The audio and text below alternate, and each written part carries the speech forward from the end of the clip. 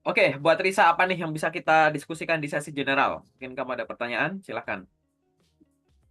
Oke, mungkin ada sih Pak beberapa pertanyaan. Mungkin Ya, ada empat satu-satu. pertanyaan sih kurang lebih. Oh, Ya mungkin boleh. Yuk. satu-satu dulu ya Pak. Boleh. Yang pertama tuh Pak, kan saya Mm-mm. kan ini ya Pak lulusan S2. Mm-mm. Nah awalnya kan sebenarnya udah pernah bekerja gitu Pak, tapi emang lebih banyak bekerjanya itu kayak di lab gitu loh Pak. Kayak Mm-mm. misalnya jadi asisten riset atau yang asisten laboratorium. Mm-mm. Pernah banget. Jadi cuma pernahnya itu di industri yang kayak kita bangun sendiri kan dulu kan kayak ada kegiatan kayak dari Kemendikbud gitu ya Pak, pendanaan gitu kan bisa full up-nya tuh bisa bangun perusahaan sendiri. Nah, itu tuh baru sementara tuh baru seperti itu Pak. Jadi belum yang kayak di tempat yang Kantoran. besar gitu loh Pak. Nah, mungkin Mm-mm. kalau dari Bapak sendiri tuh gimana ya Pak kalau peluang lulusan S2 tuh buat cari kerja di industri kayak gitu sih Pak. Jadi enggak di akademis kan kadang kan kalau misalnya baru lulus S2 kan kadang nggak bisa ya Pak langsung masuk ke akademisi gitu ya Pak. Jadi mungkin harus maksudnya pasti lowongannya itu nggak selalu terbuka kan Pak. Kebanyakan kan pasti industri. Nah, itu peluangnya itu gimana ya Pak? Sama mungkin tipsnya apa gitu ya Pak ya. Kalau misalnya Oke. mau kerja di industri gitu Pak. Oke. Jadi gini, ada beberapa hal yang harus kamu ketahui dulu. Ya. Yang pertama itu adalah mengetahui medan perangmu, yaitu tadi industri. Ya. Mungkin karena sejauh ini lingkunganmu lingkungan akademisi, bahkan bekerja pun juga masih di lab-lab yang mungkin masih terafiliasi atau masih ada di kampus dan lain-lain kayak gitu. Maka pasti akan ada beda tuh gitu. Apa yang kamu pelajari di kampus sama apa yang ada di lapangan itu pasti ada gapnya. Dalam arti gap itu begini. Teori-teori yang ada di kampus itu ya sebagai dasar. Tapi kan perkembangan industri di luar sana, pengaplikasiannya sampai mana kan kita harus tahu dulu. Sehingga banyaklah riset ini tuh ibaratnya soal ilmumu itu biasanya di industri ini dipakainya udah sampai sejauh mana, di industri ini udah sampai mana, di sana udah sampai mana. Kayak begitu.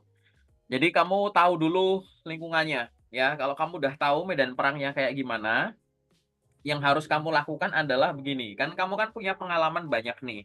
Ya, pendidikanmu S2. S2 itu bukan sesuatu hal yang ibaratnya kayak apakah susah ya gitu ya, enggak gitu.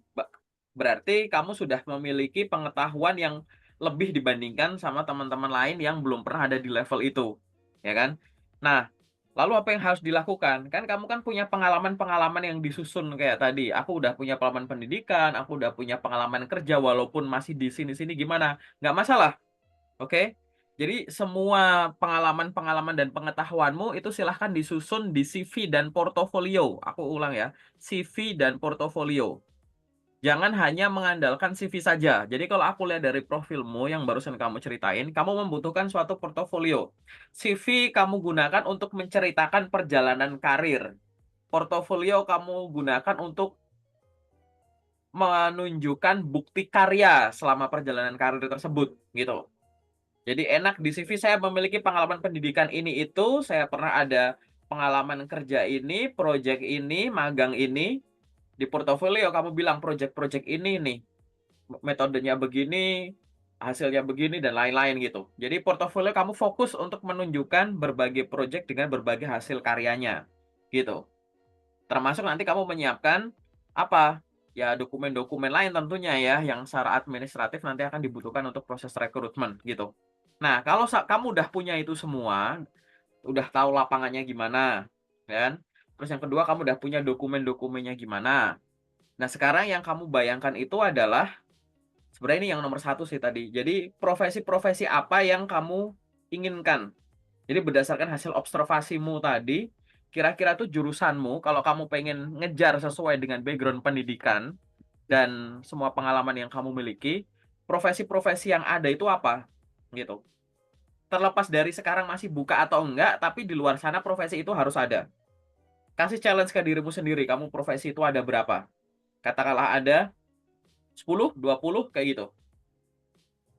Kenapa sih kok tiga hal ini dulu? Jadi kamu observasi lapangan dulu, terus biar tahu industrinya gimana, terus ada profesi apa, terus kamu menyiapkan dokumen-dokumen tadi. Jadi gini, orang dapat kerja itu karena tiga faktor. Ini aku sering ngomong gini nih akhir-akhir ini di tahun 2024. Pertama adanya keinginan, kedua itu ada kesempatan, dan yang ketiga itu ada kemampuan. Nah, proses selanjutnya itu adalah nyambungin tiga hal ini gitu. Ada keinginan, ya. Ini kalau kamu nanti nyatat-nyatat kelewat nggak apa-apa ya, karena ini Zoom-nya aku record, nanti aku backup ke YouTube-ku nggak apa-apa. Iya, Pak. Jadi karena ada keinginan, keinginan ini lebih cenderung ke kandidatnya, ke job seeker-nya. Kamu tuh pengen profesi apa? Sehingga profesi tadi itu harus jelas pengennya apa. Makanya tadi kamu observasi dulu, industri udah sampai mana, dan untuk udah sampai jauh itu tuh membutuhkan tenaga-tenaga kayak gimana. Keinginan itu lebih cenderung ke kandidatnya. Yang kedua tadi adalah kesempatan. Kesempatan ini lebih ke perusahaannya, ya. Keinginan lebih cenderung ke kamu pengen jadi apa, kesempatan adalah adanya loker yang diberikan sama perusahaan.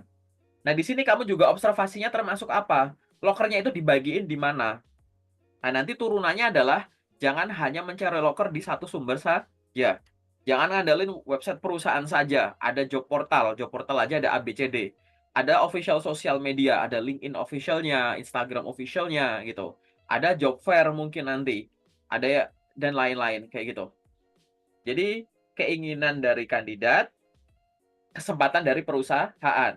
Nah, yang tengah ini nih yang jadi kunci. Adanya kemampuan gitu. Kalau keinginan tadi lebih cenderung ke kandidatnya pengen apa, kesempatan lebih ke kesempatan yang diberikan sama perusahaan. Kalau kemampuan ini harus 50-50 sama kuatnya. Artinya apa? Kamu harus menunjukkan kamu itu punya kemampuannya, tapi perusahaan juga harus yakin kalau kamu tuh juga punya kemampuan itu sesuai dengan yang dibutuhkan. Nah, biar ini sama-sama, artinya kan kamu kan udah punya pendidikan dan lain-lain, berarti punya dong kemampuannya, gitu. Dari sisi kamu ke arah kemampuan, kamu kan hanya butuh menunjukkan. Menunjukkan ada orang kayak kamu, di luar sana pasti ada perusahaan yang lagi butuh orang kayak kamu. Nah, kamu tuh lagi butuh menunjukkan nih loh ada saya dengan kemampuan ini. Nah, nanti porsinya perusahaan adalah mengakses, bener gak sih kemampuannya kita butuhkan, gitu. Nah, berkaitan dengan memberitahu perusahaan ini loh Pak, Bu, ada orang sehebat saya, itu makanya nanti akan didasari dari dokumen-dokumen yang kamu susun, gitu. Sesuatu yang tertulis dulu, karena suka nggak suka, kamu akan dinilai dari apa yang tertulis. Nggak langsung interview gini, pasti kan nanti kan ada surat lamaran dan lain-lain gitu. Makanya yang tertulis tadi itu harus sempurna dulu. Tapi definisi tertulis ini nggak cuma yang konvensional dalam tanda kutip, cuma CV dan dokumen pendukung. Ada tertulis yang lain, yaitu yang tertulis di mana sosial media. Jadi pada saat kamu punya LinkedIn, pastikan pengalamanmu yang ada di CV di LinkedIn juga ada, gitu, dilengkapi profilnya. Atau kamu mungkin misalkan kayak ngelamar-ngelamar kerja melalui website-website perusahaan, yang mana kamu harus membuat akun, disuruh ngelengkapin, itu jangan malas ngelengkapin begitu-begitu. Karena dengan dasar tadi, kamu lagi berusaha menunjukkan ada orang sehebat saya loh. Dan kita suka nggak suka akan dinilai dari apa yang tertulis. Entah yang kita pegang tadi atau yang tertulis di secara digital. Kayak gitu. Kamu menyiapkan dari sisi itu dulu. Kayak gitu. Nah, nanti kalau udah, tinggal kamu geraknya. Geraknya adalah mencari-mencari kerja. Dalam waktumu yang setelah kamu ini udah tahu nih, dokumennya udah ada, incaran lokernya aku udah tahu, sumber lokernya aku website aku ini, LinkedIn sini, job portal ini udah siap semua, kan tinggal gerak nih, gitu. Nah, pada saat bergerak ini, sebelum bergerak itu, kamu nyusun time management yang bagus. Setiap harinya, kamu harus memiliki 3 kegiatan utama, di luar kegiatan yang tidak bisa diganggu-gugat ya. Jadi misalkan kayak, 3 hal ini apa sih? Aku sebut dulu 3 hal ini. Apa sih 3 hal ini? Pertama, jelas kamu job seeker berarti melamar kerja. Yang kedua di sini adalah pengembangan diri. Belajar apa yang kamu belum bisa, padahal dibutuhkan oleh industrimu atau calon-calon pekerjaanmu. Belajar kamu yang udah bisa, tapi belum terlatih, belum lancar. Atau belajar yang kamu belum bisa, belum pernah, malah baru tahu. Padahal dibutuhkan untuk loker-loker yang lagi kamu incar. Belajar interview, olahraga, belajar apalagi yang lain. Gitu, nyusun ini nyusun itu gitu, pokoknya pengembangan diri, ikut kursus ini itu gitu. Jadi poin nomor 1 adalah dipakai untuk melamar kerja, poin nomor 2 adalah dipakai untuk pengembangan diri, dan yang ketiga adalah untuk apa? Branding. Branding itu berkaitan dengan aktivitas sosial media untuk membentuk citra kamu sesuai dengan target loker. Jadi di sini menggunakan sosial media lebih dari sekedar sosmed untuk hal pribadi kok. Sosmed untuk jualan, sosmed untuk stalking. No, kamu lagi ngincer profesi apa? Gimana caranya orang ngunjungin Instagrammu, orang yakin kamu jago di bidang A. Gimana caranya orang ngunjungin LinkedInmu, orang yakin kamu jago di bidang A. Gitu, mikirnya udah ke arah sana. Jadi setiap harinya tuh harus ada 3 gerakan ini. Melamar kerja, pengembangan diri, dan branding. Artinya nggak mungkin tiap hari kamu ngelamar kerja terus. Pagi sampai sore cuma apply job terus. Nggak ada yang tiap hari kamu isinya cuma webinar, terus belajar, terus itu nggak ada. Nggak ada juga setiap hari yang kamu cuma buka sosmed terus gitu. 3 hal ini harus kamu lakukan setiap harinya saat kamu udah bergerak. Lalu porsi waktunya gimana? Porsi waktunya tuh cara nyusunnya gini, paling simpel. Kamu punya waktu 24 jam, ya kan? 24 jam kamu coba kurangi dengan kegiatan-kegiatan yang sama sekali nggak bisa diganggu-gugat. Misalkan 24 jam, kurangi waktu tidurmu berapa. Habis itu kurangi waktu ibadah. Habis itu kurangi waktu bantuin orang tua. Habis itu kurangin apa-apa. Pokoknya waktu-waktu yang nggak bisa digeser aja. Buat apa? Biar kamu tahu sebenarnya itu waktuku yang kosong, yang bisa aku optimalkan, waktu potensial produktifmu itu tuh berapa jam. Gitu. Oh, ternyata dalam waktu 24 jam, aku tuh ada waktu kosong tuh 10 jam misalkan. Ya kan? Nah, setelah kamu tahu, kamu harus bisa nyebut dalam waktu 24 jam tuh waktu kosongmu tuh berapa jam. Kalau kamu udah tahu waktumu berapa jam, waktumu yang berapa jam tadi dibagi jadi 3 ini. Berapa porsi untuk melamar kerja, berapa porsi untuk pengembangan diri, berapa porsi untuk branding. Jadi waktu misalkan tadi aku sebut 10 jam tuh nggak harus 10 jam yang beruntun ya. Jam 1 sampai jam 10 ya enggak. Misalkan kamu 2 jam di pagi, 2 jam di siang, 2 jam di sore, 4 jam di malam. Misalkan gitu. Boleh.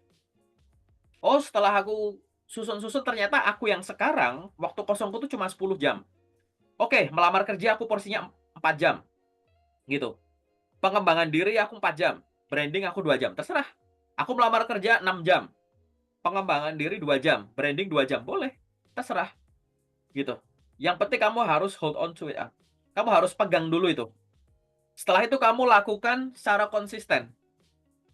Gitu. Dan ada historinya, ada rekam jejaknya. Jadi pada saat kamu melamar kerja, kamu harus punya file Excel buat rekap semua jenis loker. Jangan mengandalkan histori melamar kerja yang ada di platform-platform kamu lamar. Kamu lamar kerja lewat email, kamu mager untuk merekap karena kamu tahu di pesan keluar ada, ya jangan gitu. Melamar lewat job street ada historinya, di LinkedIn ada histori, jangan gitu. Kumpulin jadi satu di file Excel misalkan. Gitu. Itu harus ada historinya. Hari apa, tanggal berapa, ngelamar di PT apa, sebagai apa, dapat info lokernya dari mana, ngirimnya via apa. Gitu. Itu harus ada rekap kayak gitu. Biar suatu saat nanti kamu bisa evaluasi. Gitu. Jadi ingat ya, kamu tentuin kayak tadi dulu, habis itu jalan, apply. Nah, nanti sambil jalan tadi, kamu tetapin target. Target itu gini, kan kamu tadi berusaha untuk mengoptimalkan jam-jam sesuai alokasi kuota estimasimu awal tadi kan belum sambil jalan. Aku lamar kerja 6 jam deh. Gitu. Habis itu pengembangan diri 2 jam, branding 2 jam. Kalau kamu udah rekap sejak awal, nanti kamu akan tahu, kemarin itu aku ngelamar kerja tuh sehari, ternyata aku bisa sampai 30 lamaran. Berarti yang besok dan seterusnya minimal 30. Aku kalau belum 30 aku nggak tidur. Jangan sampai kamu bikin variabel peubahnya terlalu banyak. Lamar kerja belum konsisten, jurusan-jurusannya apa malah susah. Sekarang yang dibikin variabel tetapnya banyak. Lamar kerja 30 flat gitu minimal. Gitu. Jadi itu kamu buat nentuinnya enak gitu nanti. Dah, dari jumlahnya. Platformnya aku kemarin lamar kerja, hari kemarin aku lewat ABCD. Oh, hari ini dan besok ABCD juga. Kayak gitu. Konsisten aja dulu. Biar kamu apa? Punya data. Gitu. Jadi sejauh ini yang kamu siapkan untuk melamar kerja, pengembangan diri, dan branding kamu punya data. gitu. Pengembangan diri juga kamu rekap sendiri, misalkan hari ini aku belajar Excel, besok aku belajar Microsoft ini, besoknya aku belajar software ini, besoknya aku baca ini, besok aku latihan ini gitu. Bikin schedule sendiri. Branding juga sama, branding tuh kamu buka LinkedIn mau buat apa hari ini. Atau dalam waktu 2 jam tadi kamu targetmu apa? LinkedIn, Instagram, TikTok misalkan. LinkedIn mau ngapain, Instagram mau ngapain, TikTok mau ngapain. Gitu. LinkedIn, oh aku harus connect ke orang baru, follow orang baru, bikin postingan rutin, komen ke postingannya orang, repost postingannya orang, kenalan sama HRD, kenalan sama user gitu-gitu. Gitu. Harus kayak begitu. Oh, Instagram, waduh Instagramku kosongan lagi. Bikin postingan apa? Bikin orang kalau ngunjungin LinkedInmu tuh yakin, oh dia tuh jago di bidang ini. Gitu. Jadi harus kayak begitu, ditarget gitu. Habis itu kan akan jalan tuh. Kalau jalan berapa misalkan 2 minggu, 3 minggu, sebulan. Nanti dalam periode tertentu setelah kamu bisa bangun konsistensi ini, evaluasi. Contoh yang melamar kerja tadi. Dalam kurun waktu 2 minggu ini misalkan, aku sehari bisa 30 misalkan. Ya kan? Selama 2 minggu ini, katakanlah udah berapa misalkan. Wah aku udah 300-an misal. Gitu. Selama 2 minggu ini aku ada 300 lamaran. Dari 300 lamaran, berapa yang lolos ke tahap selanjutnya, berapa yang nggak lolos, berapa yang nggak respon. Gitu kan bisa evaluasi. Gitu. Ya kan? Atau dari 300, berapa yang respon, berapa yang nggak respon. Yang responnya cuma ngintip, mengunjungi itu berapa. Yang nolak berapa. Yang iyain berapa, yang nggak gimana. Habis itu bikin action plan.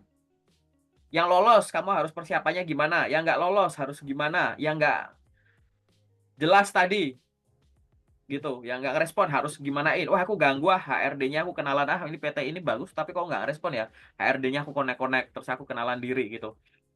Gitu. Pergerakan itu nanti berdasarkan apa? Historimu tadi. Gitu. Yang dibutuhkan itu apa sekarang? Data. Karena kamu nggak bisa nilai kayak, ingat ya, sampai menit ini aku kan belum jawab pertanyaanmu yang aku yang di akademis kalau di industri gimana sih? Gitu. Aku nggak bisa ngomong itu karena nggak ada data. Gitu. Masing-masing orang tuh beda. Aku sama kamu kita teman seangkatan. Aku cewek deh. Kita sama-sama cewek. Misalkan kita di satu kampus, IPK-nya sama, jurusannya sama, semuanya sama. Belum tentu jurnimu sama jurniku tuh sama. Gitu. Makanya yang harus dilakukan eksekusi dulu biar punya data dulu. Kamu akuisisi data dulu. Nah, nanti begitu udah ada dalam periode tertentu udah ada data yang bisa analisis, kamu mulai. Oh, dalam waktu sebulan aku udah ada 1.000 lamaran. Dari 1.000 lamaran gitu, yang 200 itu lolos ke tahap enggak, yang 100 lolos ke tahap selanjutnya. Misalkan. Yang 800 nggak lolos, yang 100 nggak ngerespon. Dari 100 yang lolos gitu, itu 50 via email, 40 via LinkedIn, 10 via website. Tapi padahal kan aku ngelamar lewat job portal juga ya. Aku pakai job portal ABC, kok nggak ada yang manggil? Evaluasi tuh caramu main job portal, gitu caranya. Atau nanti kamu lihat, dari yang lolos 100 yang lolos, itu katakanlah 50 ngundang interview, 50 ngundang interview dan psikotes. Gitu. Nanti dievaluasi lagi. Dari 100 tes yang aku hadapi, 80 tes aku terhenti di interview. 10 tes aku terhenti setelah psikotes, 10 tes aku terhenti di seleksi administrasi. Artinya aku lebih sering terhenti di interview. Aku harus belajar interview. Gitu, misalkan. Lah bisa ngomong itu berdasarkan data rekapanmu. Atau misalkan dari data rekap tadi kan ada profesi-profesi yang kamu lamar. Dari 100 yang lolos tadi, 50 itu profesi A, 20 profesi B, 30 profesi C. Gitu. Oh, berarti CV-ku dan dokumenku lain-lain ini lebih menarik untuk profesi A. Berarti nanti kalau ada loker-loker A ya kayak begini template-nya. Tapi kan aku juga ngelamar untuk profesi D ya. Kok nggak lolos ya? Padahal profesi D juga sesuai dengan jurusanku ya. Apa yang kurang? Nah, gitu-gitu. Jadi evaluasinya begitu berdasarkan historimu. Gitu. Jadi dari yang aku sampaikan ini, aku sama sekali nggak bahas soal dunia akademis sama dunia industri. Karena sama-sama dibutuhkan. gitu. Hanya karena kamu ada di lingkungan kampus atau di suatu tempat kerja yang bentuknya tuh bukan PT-PT kayak begitu ya gitu, bukan berarti nggak dibutuhkan. Kamu sebenarnya tuh tadi udah pamer di awal pada saat menyiapkan dokumennya. Bapak atau Ibu, pendidikan saya ini, saya punya pengalaman ini itu di lab ini itu, saya pernah melakukan ini ada lampiran portofolio saya. Nih loh proyek-proyek yang saya lakukan dengan bukti karya ini. Kemudian dari bukti-bukti karya ini hasilnya semacam ini. Saya terbiasa melakukan ini itu. Bukankah di industri juga membutuhkan hal semacam ini gitu? Itu sebenarnya nggak masalah gitu ke arah sana. Karena semua orang-orang yang ada di industri juga menempuh di akademik juga gitu. Jadi memang nanti belajarnya itu bisa dari dua sisi. Ada yang kamu pelajari secara akademik dari kampus tadi dengan buku-buku, diktat, paper dan lain-lain kayak gitu. Ada yang kamu harus riset dulu dari website-website perusahaan. Apa di luar sana yang lagi in di industri ini nih. Oh, ada teknologi ini itu dan lain-lain gitu. Jadi akhirnya kamu match gitu. Nggak yang si pendidikan. Karena kalau cuma ngandalin pendidikan kampus nih, kampus tuh levelnya baru 3.0 misalkan, industri udah 5.0, mau launching 6.0, misalkan kayak gitu. Wah ini yang dipakai hanya cuma teori-teori dasarnya aja. Teori-teori dasar biasanya kalau tes-tes awal aja. Atau pas interview sama user gitu-gitu. Nah tapi kamu biar lebih wow lagi tadi, risetnya seluas tadi. Di mana? Di momen tadi. Lamar kerja, pengembangan diri, branding. Saat pengalaman pengembangan diri ini, kamu riset sana sini, baca sana sini, nonton video sana sini gitu. Jadi dengan melakukan evaluasi step-step tadi, gitu, itu nanti akhirnya kamu bisa tahu cycle-mu tadi. Tahap mana yang harus aku pertahankan dan tingkatkan atau tingkatkan. Tahap mana yang aku udah bisa tapi harus dilatih lagi. Tahap mana aku yang masih belum bisa sama sekali kayak gitu. Nah, yang tahu itu adalah kamu setelah gerak.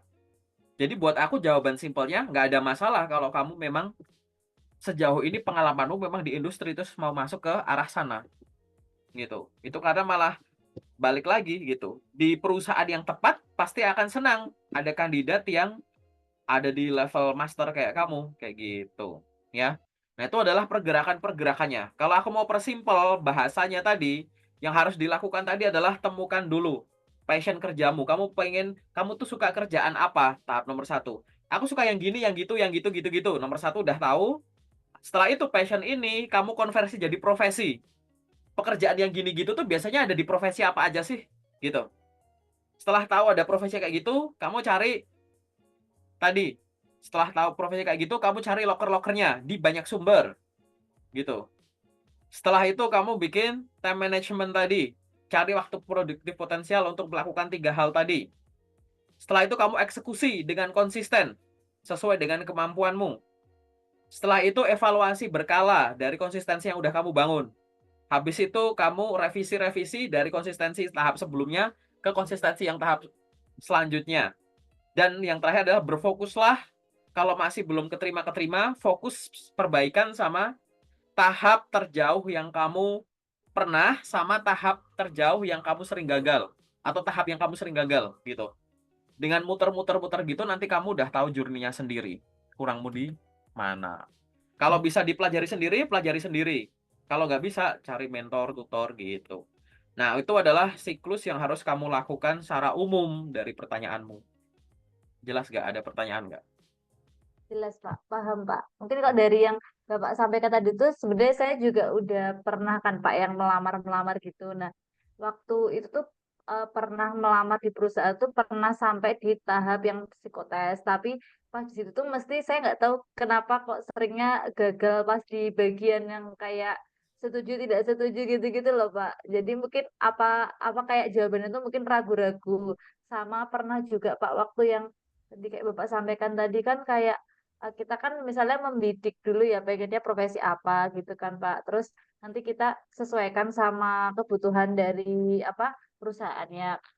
Nah, waktu pernah daftar lewat job portal tuh HRD tuh kayak ada yang ngasih masukan kayak maksudnya ditulisnya tuh kayak kurang pengalaman kerja gitu loh Pak. Nah, jadi tuh saya tuh agak bingung yang mana bagian mana yang apa apa gimana ya apa caranya biar HRD itu bisa tahu kemampuan kita tuh relevan gitu loh Pak dengan posisi yang dipilih. Nah itu sih Pak, jadi waktu lamar kerja tuh ada yang HRD-nya pernah sempet bilang kurang pengalaman kerja, terus karena mungkin masukinnya cuma di bagian yang tadi ya Pak, di bagian kampus itu, sama pernah juga sih Pak diundang di beberapa perusahaan itu tuh gagalnya pas di psikotes gitu Pak. Waktu saya menganalisis sih kebanyakan tuh kalau yang waktu yang diterima kayak gitu loh Pak, kayak sampai ke tahap lanjut tuh kayak di bagian yang kayak apa product and development, terus kayak medical representative kayak gitu Pak, sama kayak ada beberapa sih Pak MT, tapi waktu itu sempet gagalnya tuh di psikotes, dan gagalnya tuh kan biasanya kan ada yang setuju itu loh Pak, setuju tidak setuju, atau mungkin tuh itu tuh pilihannya tuh harus yang sangat setuju banget apa tidak sangat tidak setuju. Jadi kayak yang Hmm. apa ya Pak ya, yang ekstrim kanan ekstrim kiri gitu loh Pak. Nah itu tuh saya tuh sering gagalnya di situ sih Pak, sama yang kurang pengalaman kerja itu saya tuh masih agak bingung gimana ya nyampeinnya biar relevan gitu Pak sama posisi yang mereka apa ya, yang mereka tawarkan gitu loh Pak. Ya, oke. Ini ada beberapa poin ya berkaitan sama psikotes. Sebenarnya inti dari psikotes tuh gini. Banyak orang yang ngarahin psikotes tuh perlu belajar nggak sih? Sebenarnya nggak perlu belajar. Psikotes itu yang perlu dipelajari adalah cara pengerjaan soalnya. Jadi jangan sampai, kan psikotes itu kan soal yang didesain ya dengan tekanan-tekanan tertentu, entah beban soalnya, jumlah soalnya, durasinya dan lain-lain. Yang penting kamu kalau belajar psikotes itu pelajari dulu, browsing aja, riset jenis soal psikotes. Terus maksud dari soal psikotes itu apa? Ngukur apa, ngukur apa. Terus cara pengerjaannya gimana? Sekedar tahu aja, nggak perlu latihan ngafal kayak gitu, karena soalnya kan bisa bervariasi gitu. Ya nggak usah dipelajari segitu ya. Begitu ngadepin psikotes tenang kayak gitu. Termasuk tadi gitu, yang hubungannya kayak apa? Iya, tidak, atau baik, cukup baik, sedang, ini, itu setuju. Ya itu nanti aku jelasin ya kayak gitu. Jangan di sini, nggak boleh. Kenapa kok aku nggak boleh ngejelasin? Sekedar kamu tahu aja. Jadi sebenarnya itu psikotes, alat tes psikologi gitu-gitu tuh bukan hal yang boleh didistribusikan seenaknya sebenarnya kayak gitu. Yang boleh ngomongin itu cuma psikolog dan ilmuwan psikologi. Kalau mau pada belajar ya tes potensi akademik itulah gitu, bukan psikotes ya kayak gitu. Tapi kalau psikotes tuh nggak kayak gitu. Cuman tadi kalau untuk ngerjain hal-hal kayak gitu nanti aku jelasin off the record aja kayak gitu. Oke, ya, cuma butuh persiapan ke situ. Nah, kalau yang tadi kamu bilang udah ada yang lolos-lolos, terus ada yang gimana cara ngasih tahu mereka kalau misalkan kita itu dianggap kurang pengalaman kerja kayak gitu. Ya. Ya balik Ya. lagi tadi, bukti-buktimu itu harus yang lengkap. Kalau kamu ada loker cuma ngirim CV, seolah-olah tuh kita sebagai pembaca, aku kan nggak kenal kamu nih. Maka kamu lagi memaksa aku ngebayangin kamu cuma lewat CV aja. Kalau kamu ngirim lamarannya misalkan tadi lewat suatu job portalmu lengkap misalkan. Udah dilengkapi belum gitu. Terus yang dilampirin cuma CV. Berarti kamu memaksa kita untuk kebayangin dari CV dan penjabaran tadi. Kayak gitu. Jadi di masing-masing tempat itu kalau bisa optimal banget. Bantu bantu pembaca, bantu orang ngebayangin bener-bener yang kamu alamin. Jangan sampai bayanganku sama bayanganmu itu beda atau bener-bener jauh. Nah, cara nulisnya tadi itu harus menarik, harus yang lengkap gitu. Biar menarik paling simpel tuh masukin angka. Sekian persen, sekian orang, sekian jam, sekian kilo, sekian rupiah, sekian ini kayak gitu. Jadi kita tahu bebannya kayak gimana, ya kan? Terus achievement. Jangan cuma sekedar saya pernah kerja di sini, kerja di situ, project ini, project itu, gitu. Pencapaiannya apa di sana, gitu. Setiap orang yang sudah pernah menempuh suatu pengalaman, entah kerja, magang, organisasi, kepanitiaan, project atau apapun, dia itu harus dalam tanda kutip memamerkan. Memamerkan apa? Memamerkan tiga hal. Pertama, besarnya tanggung jawab yang dia pernah emban, gitu. Yang kedua, prestasi yang dia raih selama mengemban tanggung jawab itu. Dan yang ketiga adalah skill yang didapatkan setelah diberikan tanggung jawab itu. Jadi seolah-olah kamu bilang, Bapak Ibu, nih loh saya pernah ini, pada saat saya diberikan ini loh pencapaian saya. Setelah saya menyelesaikan ini loh sekarang saya bisa ini. Lah bukankah ini Anda butuhkan? Bukankah ini dibutuhkan untuk orang untuk mengisi posisi Anda? Nah, itu harus tertulis dulu di mana? Di yang tertulis dulu gitu. Karena kan nggak langsung interview nih misalkan gitu. Di CV, di dokumen pendukung dan lain-lain. Kalau simultan tadi, yang di CV ada, yang di job portal lengkap, di sosmed lengkap, gitu-gitu. Aku yakin hasilnya pasti akan beda. Karena aku ngomong ini juga aku praktekin dulu sendiri, kayak gitu. Baru aku nanti sharing ke teman-teman yang lain, kayak gitu. Itu yang harus dilakukan. Nah, nanti kalau udah menghadapi interview, itu akan sedikit lebih mudah. Karena di interview itu kamu harus belajar juga komunikasinya, gitu. Karena apa? Kamu harus meyakinkan secara lisan. Karena sebelumnya secara tertulis kamu udah meyakinkan. Makanya kamu dikasih kesempatan untuk lanjut. Nah, saat interview itu, buat apa? HRD atau user pengen tahu tentang barangkali ada informasi baru yang sebelum-sebelumnya belum tertulis, kita belum tahu, tapi saat interview kamu sampaikan. Atau ada informasi yang udah ada kita lengkapi. Jadi fungsi dari interview itu nanti adalah mengetahui, melengkapi, dan mengevaluasi. Jadi mengetahui informasi baru yang mungkin belum kita ketahui dari tahap sebelumnya. Kemudian nomor dua adalah melengkapi informasi yang udah ada. Mungkin bisa kita perluas atau perdalam soal kamu. Yang ketiga ya kita evaluasi. Pada saat ini berdasarkan hasil CV, dari CV dan dokumen pendukung kamu cocok. Oke, lanjut ke tahap selanjutnya. Psikotes. Dari CV dan psikotes ini bagus sih, lanjut ke tahap selanjutnya, interview. Nanti kita sinkronin lagi. Interview psikotes sama ini cocok, oke lanjut ke interview selanjutnya dan lain-lain kayak gitu. Nah, hal-hal semacam ini yang nanti akan kamu hadapi. Kalau dari cerita kamu, mungkin kamu beberapa kali terhenti di waktu itu, mungkin sekarang baru apply lagi, karena waktu itu mungkin kayak kamu kuliah terus sempat ada kerjaan baru kuliah lagi gitu kali ya? Gitu. Nah, Ya. ya yang harus kalau kamu masih melihat dari momen itu beberapa kali di administrasi atau di psikotes juga kayak gitu, ya nggak apa-apa. Itu nanti biasanya perbaikannya lebih ke dokumen, sosmed, sama ini sih. Kalau dokumen itu lebih ke dokumennya udah apa aja sama menuliskannya, menjabarkannya itu loh, secara meyakinkan tadi gitu. Sama aktif di sosmed gitu. Yang sebelumnya kamu pasti nggak ini ya, sosmedmu nggak diarahin untuk ngedukung CV-mu gitu-gitu ya, atau branding kamu gitu kali ya. Iya, Gitu. Udah awalnya belum sih, Pak. Tapi saya tuh udah pernah Pak sebenarnya waktu apa lulus S1 tuh saya udah pernah apa apa sampai di tahap akhir gitu sih Pak, sampai interview user gitu, dan hmm. udah kayak apa kayak deal-dealan gitu loh Pak untuk apa namanya. Tapi waktu itu karena saya tuh kedapetan beasiswa untuk lanjut S2. Jadi Oh, ya nah itu itu beda jadinya ya. saya Ya itu harus beda case ya. harus ya Pak beda. Jadi akhirnya untuk milih salah satu itu Pak. Tapi yang CVS satu tuh bisa sampai bisa sampai di situ gitu loh Pak, tahap itu. Nah, terus kalau yang ini tuh kebetulan kayak banyak terhentinya tuh waktu itu di psikotes. Kalau yang dulu tuh awal-awal waktu S1 tuh psikotesnya tuh sempatnya tertulis gitu loh Pak. Kalau yang sekarang kan psikotesnya ini ya pakai sistem CAT gitu, misalnya lewat Online. apa lewat PC gitu kan Pak. Ya, kayak gitu sih Pak. Oke. Ya sebenarnya ini kamu kayak hanya perlu ini aja sih, mengulang mengulang yang udah pernah kamu lakukan pada saat S1 saja kayak gitu.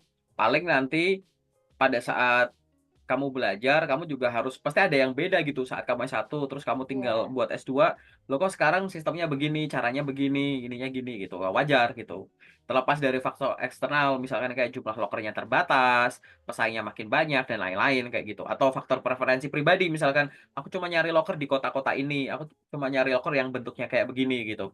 Itu juga jadi faktor yang makin mengerucutkan pipa pipa calon-calon kantor kamu kayak gitu. Nggak apa-apa gitu. Berarti nanti tinggal step by step-nya aja yang kamu harus perbaiki gitu. Step by step-nya apa? Yang tadi yang tahapan mulai dari passion kamu, profesinya, terus habis itu alokasi waktu kamu, eksekusinya, evaluasinya gitu, terus perbaikan eksekusinya gitu-gitu. Lebih ke arah sana sih. Nah, nanti paling di sesi kedua aku akan jelasin secara lebih detail kayak gitu. Gitu. Cukup jelaskah jawabanku untuk yang ini? Jelas, jelas Oke, Pak. oke.